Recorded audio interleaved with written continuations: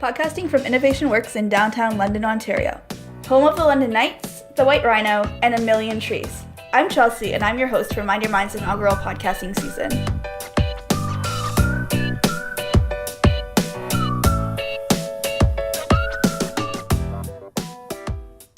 Hello, and welcome to Mind Your Mind's podcast series. In this episode, we'll be talking to the one and only Lights.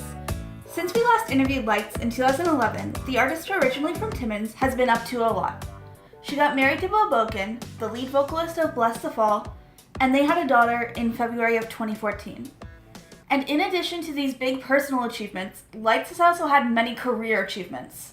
She's released 2 albums and is currently on a North American tour. She's won not 1, but 2 Juno Awards, and she's built a passionate fan base of over 2 million people. And if that wasn't enough, she's set to release her latest album, Skin and Earth, which features cover art designed by her later this year. In this episode, Mind Your Mind volunteer and mega fan Christel got to talk to her idol about her process of writing, what it's like to grow up with parents who are missionaries, and what her advice is to newcomers. Let's listen into what she has to say. I was just wondering, your music is very direct, and you've turned some of your darkest moments into songs that show positivity instead, like Savior. And how do you feel when you see a fan living out their own experience through your songs?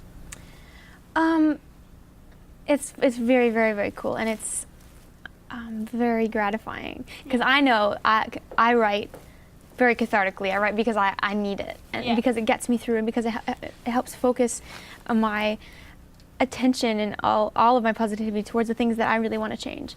And that's what my whole record, The Listening, is about. It's about really figuring out, like, the first couple of years living alone, and the things, the battles you have to face. And everybody has their vices, and everybody has the things that they struggle with, and that was my way of dealing with it, you know. And it's normal for everybody to feel all these crazy things, and the best thing to do is just channel it in a way that you think works. And so for me, it was a completely, like, indulgent thing. It was what I needed to do, and so seeing other people be moved in the same way by it, A, makes me feel less alone, and B, it makes me feel like my work is worth something, you know. That's what it's all about. So you've described yourself as a video game geek. That's really cool. What's your favorite video game besides World of Warcraft?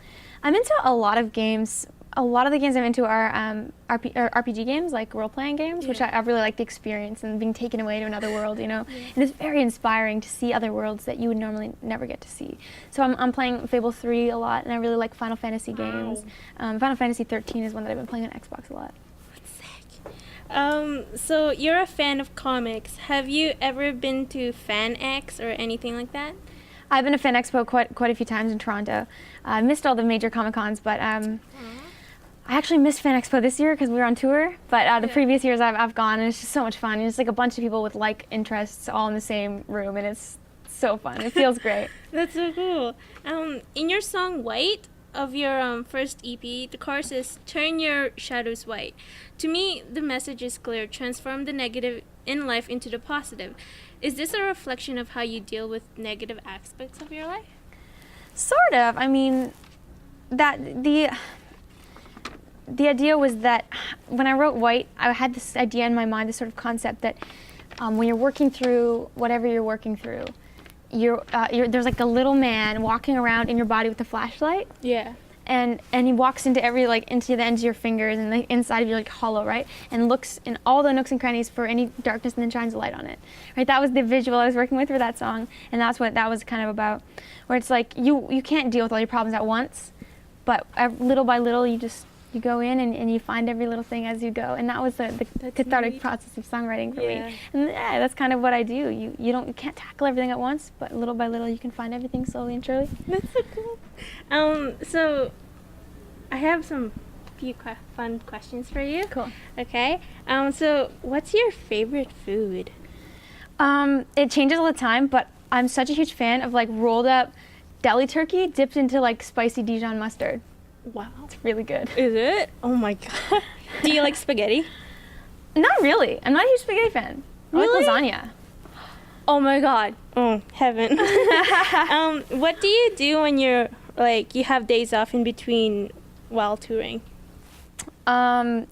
as they are few and far between, and usually they are filled with doing laundry and cleaning up, because that's the only chance you get to do it. Yeah. Otherwise, I'm gaming, or I actually am taking a class right now, so like homework kind of thing. What class are you taking? I'm taking computer science. Oh, Someday I'll get into video game design, but it's going to be a long time coming. It's just something I'm interested in. And otherwise, I just, sometimes when I get home from tour, and you've been going and going and going for months, I walk in my apartment and just sit there. I have like this big carpet on my floor, and I just sit on it for like hours. Just lay so there, cool. and it's the best. Wow. You're so random. I like that. Do you have any guilty pleasures? Probably lots, but the thing is that my guilty pleasures are the things I'm the most proud of, I think. So that's when, and then I talk about them, so they're not really guilty pleasures, but I have some artists that I really love listening to, and I'm unashamed about it, like Tattoo. I love Tattoo. In fact, it's not even a guilty pleasure, they're amazing. Yeah.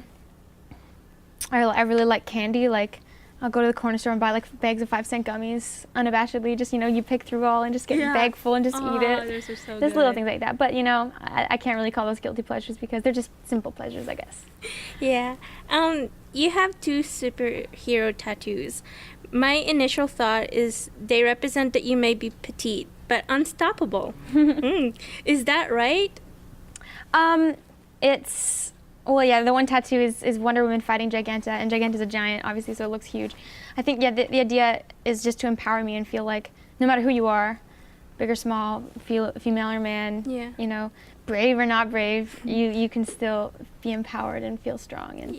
And I like to feel that way. I have lots of weapons tattooed on me too, and that's not because I'm violent. It's because there are metaphorical weapons. You have things that you fight with in this battle that we live in, and it's words and wisdom and braveness and strength.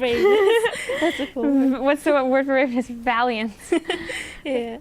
Right now, like she already introduced, I'm working with the Mind Your Mind, and the project is called Youth Voices, and the purpose of it is to help newcomers.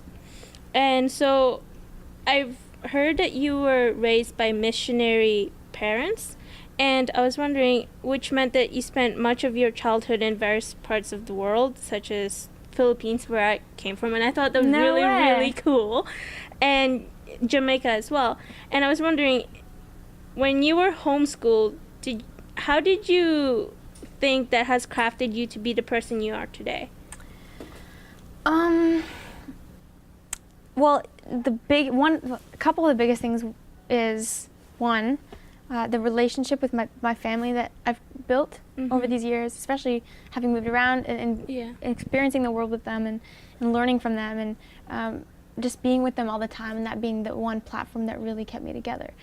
To this day, when I'm in a position where I hardly ever get to see them, there's still a foundation for me, and that is a strength for me when I'm very weak. When you go through your hardest time, you still have someone you can talk to that really knows you, no matter how often you talk to them. So that foundation with my family was kind of priceless, and then kind of just the experience of moving around a lot set me up for a life of moving around a lot. I tour. I live out of a suitcase, and when I was a kid, I kind of did that too. And you learn to not hold on to things that you shouldn't be holding on to, and just let go and experience the world as it comes. And that's definitely one of the most valuable lessons that I've learned. That's so cool. And as a newcomer, what advice would you give to newcomers who are having a hard time to making transition into settling into a new place? I think one of the things that I've learned in touring, when you tour, for example, your team around you sometimes changes, the people around you change, the people you have to learn to trust and be guided by to a certain degree changes, and you have to just accept those people. I think the worst thing, I remember when I first started touring, the worst thing I did was you start to close everything off because you don't trust anybody. And you just close off into your own world, and you're like, I'm just going to do this. And the best thing you can do is the people around you, learn to love them and learn to let them in and learn to trust them and let them teach you and guide you what they know. That will make everything a lot easier. The worst thing you can do is shut yourself in, and that will just get worse and worse and worse. I think the day that I just started opening up and trusting the people around me was the best day of my life. That's so cool. Your song Face Up, which I really, really love. Thank you. Gives a really powerful powerful, positive message. And what were you meaning to say about this song? Like, what message were you projecting when people listened to that particular song? Well, again, that's one of those songs that I wrote for myself because it's what I needed. Yeah. I was just really having a rough time. I consider it like getting attacked. I was like getting mentally attacked. And I was in LA at the time when we were doing it, in this weird like housing complex that like I don't know what's going on. Yeah. And I was like, this is really boring and lonely, and that song is just kind of about when you're in those places mentally, when you feel like the world hates you, stop being stupid, because the world doesn't hate you, and everyone else is going through the same thing. Everyone else feels that. Everyone goes through that time when they think the whole world hates them, or when they think everything's against them, and it's really silly. And you just have to realize that, you know, like look around you. Everybody else goes through the same things. Open up, you know, keep your face up. When you wake up in the morning, it's a new day. Yeah. And you know, your position is not going to change. The only one that's going to change that is you. So it's kind of just like, it's like, I wrote it was like this. That's what it's like. It's like a little smack in the face for when you feel like that. Because it's silly to feel like that. You shouldn't feel like that. You have to bring yourself out of that. Yeah. What gives you hope? A lot of things. Knowing that I think there are bigger things in this world that keep you going and give you the inspiration that you need. Yeah. And your family. My family is so good. And just one of the biggest things that gives me hope is actually drawing yourself out of the picture and looking at the world like it's this big, and seeing how very trivial your problems really are. Like, I went back to the Philippines in August actually with World Vision, and we were working in a lot of the poor areas, and seeing that there's, you know, like amazing people like so deserving of prosperity that don't have it, and they're still so generous and happy, and that, you know, seeing that kind of thing makes me less afraid that I'm going to fail. I'm like, if you fail, this is not the end of the world. Exactly. Pick it up again, do it again. Right on. You know, and like that's inspiring to me. It makes me feel okay. Yeah. As long as you can find something that's greater than you, then you'll never be afraid to wipe out, because everyone does. That's cool. Do you have any words to live by? I have found in love written on my finger, and that's so it's cool. the idea that my parents were always teaching me, that, you know, if everything you do in life, let it be out of love.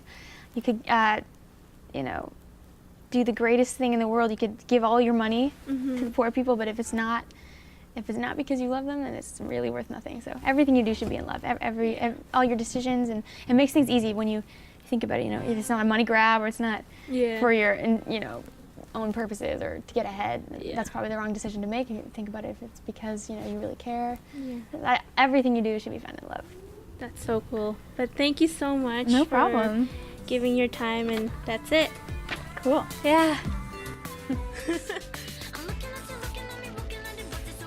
Wow, who would have thought that a wildly successful alt-pop artist would be into role-playing games, or that she would love going home and sitting on the carpet in the middle of her apartment?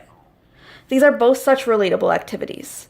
I know personally, as a university student, that after a long period of time away from home, I'll often go in, sit on my couch, and just take in how my family functions daily. We had such a great time interviewing Lights.